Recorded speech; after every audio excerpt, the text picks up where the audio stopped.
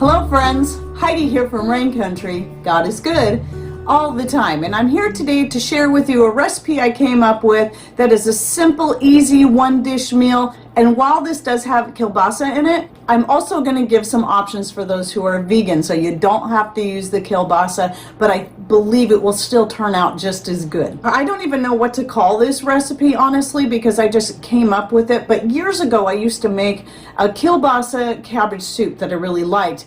And I kind of was going basically off that idea plus the coal cannon idea, and decided to make it more of a bake instead of a soup.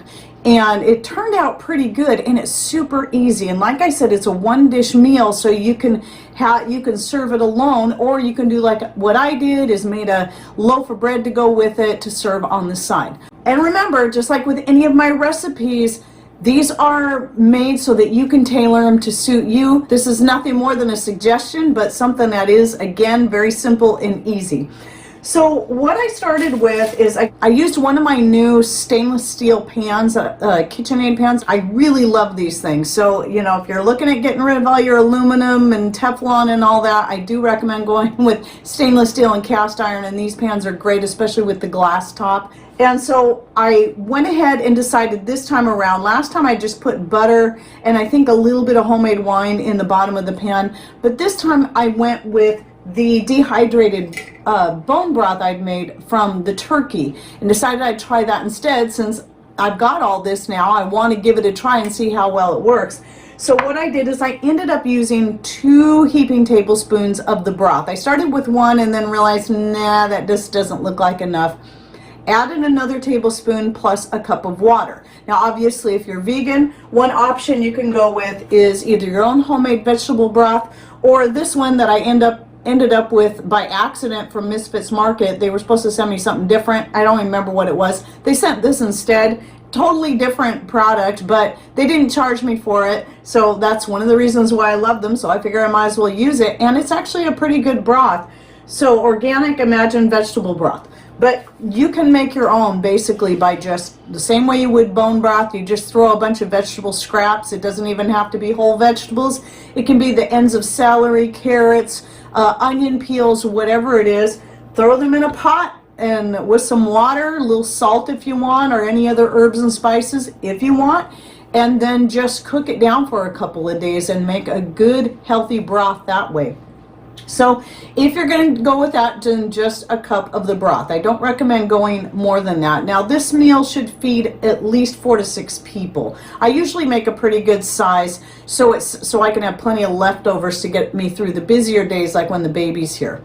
Since we're down to the last of our own potatoes from last year's garden, and those I'm going to be planting here real soon for this next crop. I've been getting some yellow potatoes from Misfits Market as well. And these are organic, and I wanted to pull these out so you can see roughly the size. This is actually a pretty good size one. Typically these ones are about this size. So depending on the size of the potatoes, I say use about 6, especially if they're this size. Or if they're this size, maybe 5, but you can add more if you want. Again, this is just all about tailoring it to the size of your family and what you like most in the dish. But anyway, I peeled those and then quartered them and then stuck them in the bottom of the pan with the broth. So I always like to put the potatoes on the bottom so I can make sure they're really going to get cooked well. And then to that, like I do with just about every meal I make, well, every meal I make when I remember. Every once in a while I forget. But I added my own, about a tablespoon of my own mixed greens blend, and this is just whatever comes out of my garden. It can be a little bit of kale, it's quite a bit of dandelion leaves and nettle, even grape leaves. Lots of different greens in there, beet greens, carrot greens, all kinds of stuff. And I just dehydrated up and blended all together. I have a video from at least a couple years ago that I'll link to down below about the mixed greens blend and how I use it and what I put in it. But anyway, I try to get that in every meal because that's going to add more nutrition, you know, vitamins and minerals and all that great stuff. And the great thing about that is when you add it in this way, even the things that tend to be more bitter, like your dandelion leaves, when you dehydrate them, it takes out a lot of that bitterness, and then mixing them in with your meals like that you don't even notice the flavor at all. And then I took about, I would say about a small to medium sized onion, and then chop that up and then put that in the pan with the potatoes, then did the same thing with the garlic. So I like to freeze whole garlic in my bags like this. It makes it so easy to use. And then I can pull them out. They chop up really easy. If you just have them out of the freezer for about a minute, 2 minutes tops, they will chop up super easy. And I like to use a lot of garlic, so I probably put in about 10 cloves. You can cut that in half if that sounds like too much garlic to you. And then I took half of a green cabbage. Now, if it's a smaller cabbage, you might want to use the whole thing. And then the other thing, and this is going to especially apply to you vegans, is getting some portobello mushrooms. I get these from Misfits Market and I love them. And you can, I would say if you're doing this as a vegan dish, I would use 2 whole mushrooms like this and then chop them up and throw them in there too. If you're doing the kielbasa, then I would say just 1 mushroom should be plenty because you're using the sausage anyway. And anyway, throw that in there, and then for this, I get these, they're pretty good size, these kielbasa I get at Costco. I'm able to get these ones online, so I get them delivered to my door. And this bag, this is a lot, and it's going to last us a long time. I've used 2 out of here so far.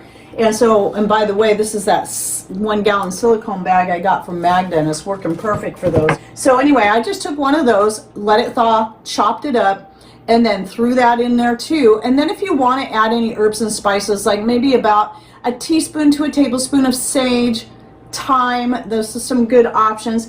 If your broth that you're using doesn't have any salt or very little salt, you may want to consider adding about a teaspoon of salt. You can just sprinkle that right over the top. And then of course some black pepper if you like that, or red pepper.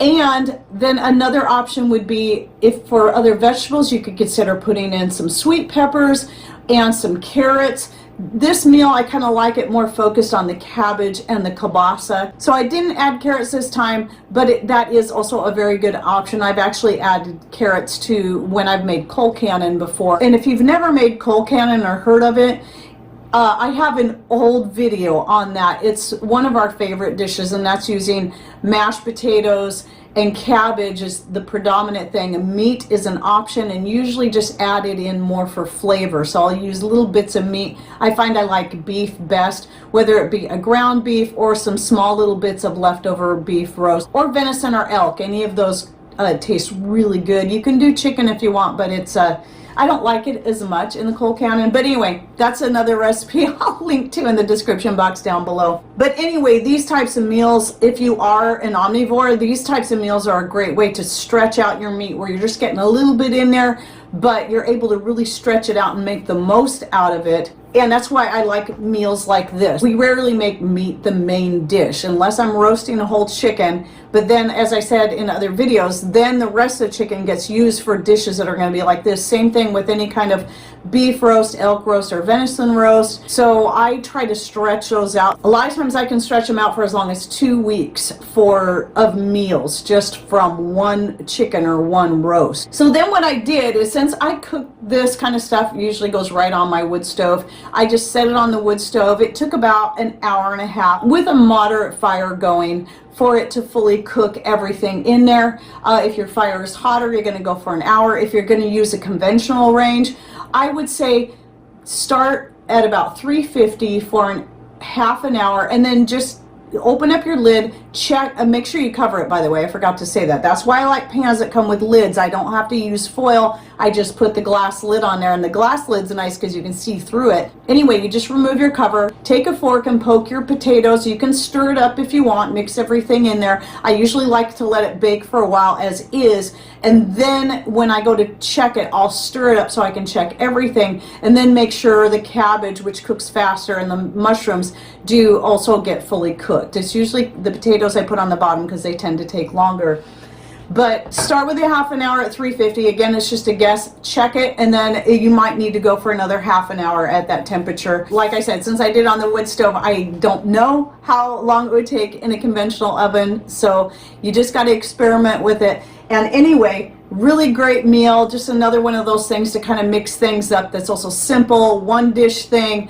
and you can make a big batch of it, and it can last you for a few days if you don't mind eating leftovers. See, this is something we can just put right back on the wood stove to reheat it through and then eat on it again. So anyway, I think that was everything on this recipe. Again, very simple, easy to throw together, a nice tasty dish that you can modify and add whatever you want, take out whatever you want, whatever suits your diet best. So you can make it vegan, you can make it carb-free by removing the potatoes and just sticking with the vegetables like the cabbage and the carrots and whatever sounds good there.